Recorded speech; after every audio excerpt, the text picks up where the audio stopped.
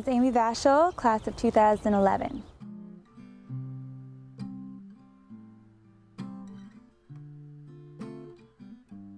Honestly, this is nothing that I ever would have dreamed to have gone through. It turned out to be like both the biggest blessing and the biggest challenge of my life so far.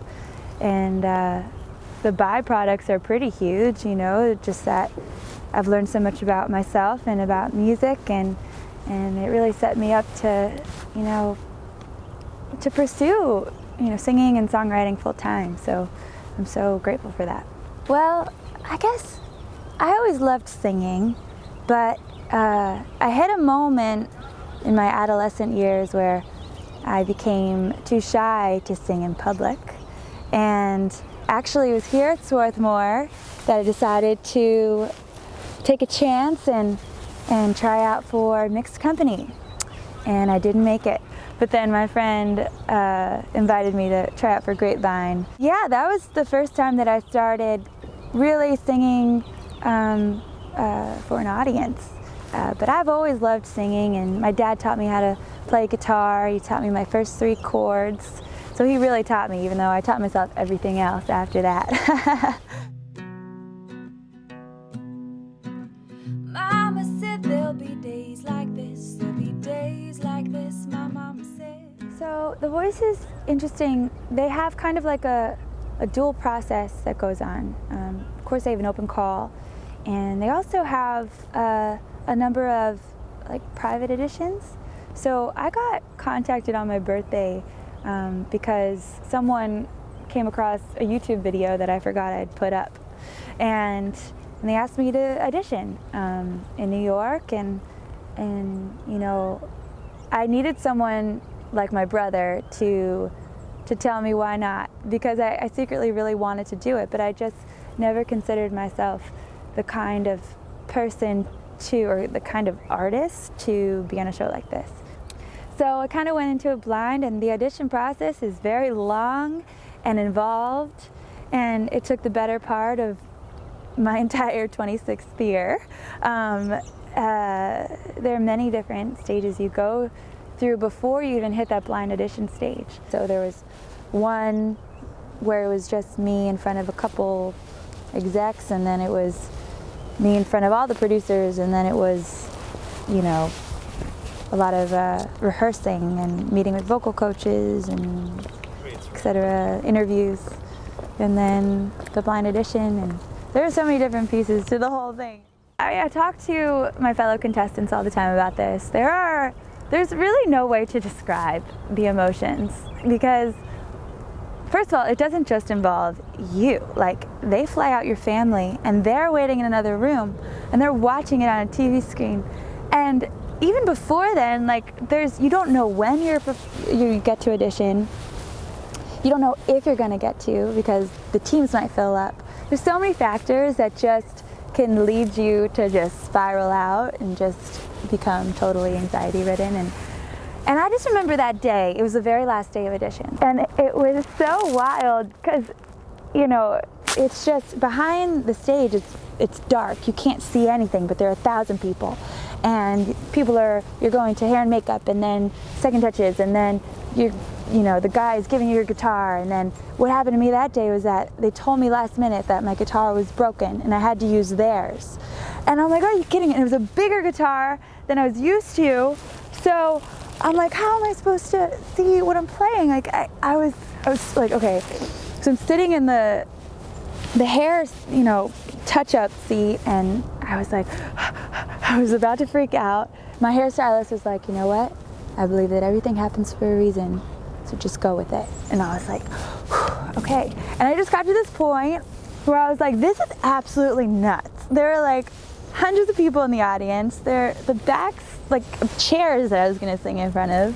And then I decided I was just going to pray. I just didn't stop praying. And I was just like, God, this opportunity is nuts, but I know it came from you. And I just started just praying, and I just like, and before you get onto that stage, they warn you that there's no one who's going to be like, okay, now it's your turn. What happens is that the doors literally make no noise, silence, and then you're supposed to just walk as soon as these silent opening doors lead you to the stage. No, I couldn't hear myself. I was like, I'm just gonna do it. And then if I embarrass myself on national television, then, you know, well, then I will. I had grown to accept that. The most fun, oh my gosh. I just remember a couple of the weeks I really just like pulled it together in the 11th hour. And I remember Blank Space was one of those because I didn't know how that was gonna work. At first I was playing the guitar, and then I wasn't playing the guitar, and then I didn't really understand how my wardrobe was gonna fit into the look of the scene. And there's so many artists that go into creating the set and the different parts of it. I needed to kind of meld all of the different elements together. The vintage side, the like somewhat kind of beachy side, kind of like barn rustic side, and try to like give a performance that had all of that in there. And I was like, this is impossible. But then I pulled it together, and I felt like a new kind of hybrid was reached with that one. So I had a lot of fun with that. But I've got a blank space, baby, and I'll write your name. It's so surreal being back. Swarthmore is such a special place, you know. Besides being one of the most beautiful places on the planet, I think back to my 4 years at Swarthmore, and I realized that the magic of it had to do with the people that I've grown so close to, and I'm still in touch with many friends today. And you know, it's always about the people, but the faculty, the student body, there's a special spirit here. It's like weird and intellectual and just something all its own. And I'm just so proud to be a SWAT alum. I was a little nervous because it was my first time playing a show at all, like having a performance since The Voice ended. And there's that, and it was only just me and the guitar, so it was a solo performance, and I was a little worried that it wasn't going to suit the event and the room, and I was a little nervous about that, especially after sound check. And then I got up there, and I was just so blown away by all the love in the room. I seriously wanted to cry right in that moment. There's something about coming back to a place that's shaped you so much, and to get that kind of response, it just blesses me like you can't believe. I mean, I associate most of my time at Swarthmore with being a college athlete. I was so happy to be able to play both soccer and lacrosse here. Yeah, I mean, those are some of the most special times of my life.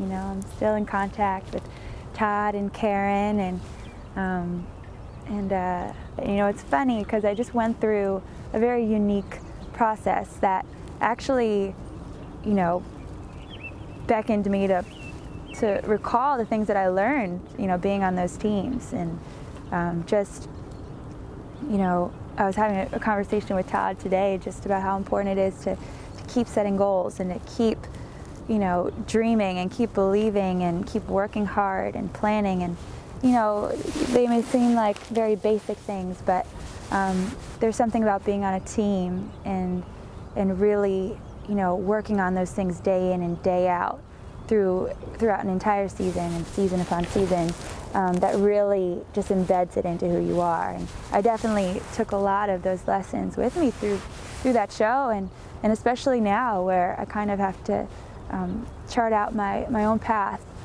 in a new way.